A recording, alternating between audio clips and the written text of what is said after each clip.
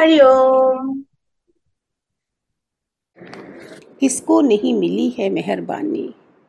क्या वाणी चलती थी भगवान जी की। क्या किस एरिया को कवर नहीं करता है ब्रह्म ज्ञानी गुरु। किसी भी तरह का क्वेश्चन हो, किसी की तरह का हमारी प्रॉब्लम हो, कैसे सॉल्व करते थे। एक बार एक वाणी चली थी।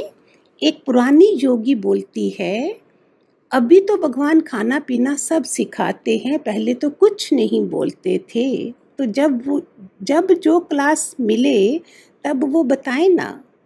तुम दूसरे का दर्द समझो तो दूसरे का दर्द उतार भी सकोगे।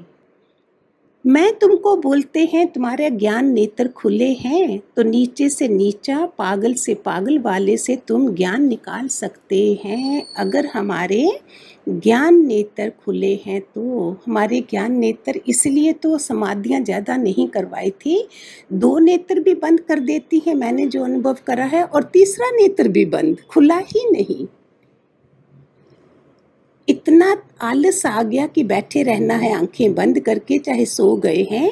इसलिए भगवान जी ने हमको खुली आंखों से एक एक को दिखाया, सो दैट हम सबको समझ सके।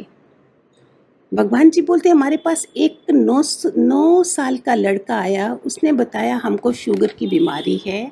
हमने उसका खाना पीना ठीक किया तो बन गया। जब अपना दर्द लगता है तो तुम समझते हैं, दूसरे का दर्द नहीं समझते हैं। जिस तन लागे सो तन जाने, कौन जाने प्रीत पराई। एक विडो को हम प्यार करते हैं तो समझते हैं भगवान इनको ही सारा दिन प्यार करते रहते हैं, पर मैं तुमको बताते हैं कि जब तुम खुद विधवा होंगे तब मालूम पड़ेगा। जरूर तुम दुखी होंगे, जो दूसरे का दर्द नहीं जानता है उसको दुख ज्ञान कैसे लगेगा, कैसे होगा ज्ञान उसको। वो आत्मा को कभी नहीं जानेगा। आत्मकार क्या हो जाता है, मैंने भी वही ज्ञान सुना है। आत्मकार के हृदय में सब के लिए प्यार होता है। कई तो ऐसे पत्थर बन गए, अरे हमारा क्या, जो होता है होता रहे, हम तो आत्मा में टिके हैं। नहीं नहीं, हमारे से तो उम्मीद करता है भगवान। गीता में कहते हैं, अनन्य भाव से तुम मेरे को जानेगा। अभी तो नो दाई सेल्फ कर, अपने को जानो। अनन्य भाव कहाँ से होता है, सबको मैं अपना समझूं तभी उनका दुख दूर कर सकेंगे। मैंने जैसा समझा है, मेरे सारी दुनिया में मेरे को, जैसे हम अपने बच्चे को थप्पड़ भी मार देते हैं, दूसरा हमें नहीं समझेगा इसलिए वो बेगाने हो जाते हैं, इसीलिए वो सत्संगों से भी चले जाते हैं। भगवान ने उनको अपना समझा, उन्होंने भगवान को, भगवान के कुटुंब को अपना नहीं समझा, इसलिए वो उतर जाते हैं, सत्संग से निकल जाते हैं। अपने बच्चे को क्या प्यार से बातें करते हो सारा टाइम। पढ़ाई नहीं करेगा, स्कूल नहीं जाएगा, माँ कान भी पकड़ती है, गुस्सा भी करते हैं, फादर कितना थप्पड़ मार देते हैं, वो प्यार होता है। और गुरुओं का प्यार तो माँ बाप सबसे ऊंचा प्यार है। वो हमें भव सागर को पार कराना चाहते हैं। कितना डीप है भव सागर, माना 84 का चक्कर खत्म करना है, जिसमें वेल्स भी होंगी बड़ी बड़ी, मगरमच्छ होंगे। ये क्या मीनिंग हुआ इसका। हमारी परीक्षाएं भी होनी थी, अभी तो काम ही खत्म प्यारे बच्चों। अभी कहाँ, वो तो सत्संग हाल में आते थे, शिकवे शिकायत भी थे, सब कुछ था। जिन्होंने उसी घर को अपना समझा, उसमें लड़ाई झगड़ा सब कुछ, और उसमें प्यार भी बढ़ा। जिन्होंने खाली नाम के वास्ते भगवान की पत्थर की मूर्ति को नमस्कार कर दिया, बस चले गए, वो पतन कर देते हैं। जिंदों के साथ चलना, जिंदे गुरु के साथ चल सको तो मज़ा है, पव सागर पार हो गया। जीते जी काम करें, मरने के टाइम तो आ गए, बड़े बड़े फूल शूल लेके, सब लेके हाजिरी लगा के चले गए। मैं क्यों ऐसा करें। जब तक जीवित थे फ़ोन कॉल भी नहीं करी, सुना भी नहीं, और मरने के टाइम पे नाराज़ भी हो गए, जी हमारा फ़ोन नहीं उठाया गया। ये क्या मतलब है, ये क्या ज्ञान सुना कलयुग में लोगों ने। अच्छा है जब हम थोड़ा वो भी जल्दी नहीं था, लेकिन फिर भी इससे जल्दी था जब हम गए थे, तब सतयुग था थोड़ा। लेकिन अभी देखते देखते सतयुग में जो आए थे 20, 22, 25, 30 साल पहले, वो भी वैसे बन गए। समझ नहीं आई मुझे वो क्या हुआ, फिर भी कौन सी पढ़ाई करी। सबको मैं अपना समझूं तभी उनका दुख दूर कर सकेंगे। सब कर्म में दोष है, हम तुमको कर्म नहीं बताते हैं, अभी तुमको कर्म बताया कि नॉलेज बताया। जब तुम पहले वाला कर्म बंद करेंगे तो न्यू लाइफ शुरू होगी, वो भी रखोगे ये भी करोगे। हम पुराने गुरु से होके भी आते हैं, उसको भी रखते हैं, और नया गुरु का ज्ञान कैसे लगेगा? नहीं नए पुराने गुरु से फिट हुए, नहीं नए गुरु से फिट हुए, पुराना छोड़ना पड़ेगा ना। तभी तो नई जगह का उनका क्या ज्ञान है वो सब पाओगे, ऐसे कैसे चलोगे? तभी तो मेरा कहना पूरा मानेंगे। अभी नई जिंदगी शुरू करो, जो तुमको सब बोलने की तुम तो गुरु पर गई है। ब्यूटीफुल ज्ञान, ब्यूटीफुल।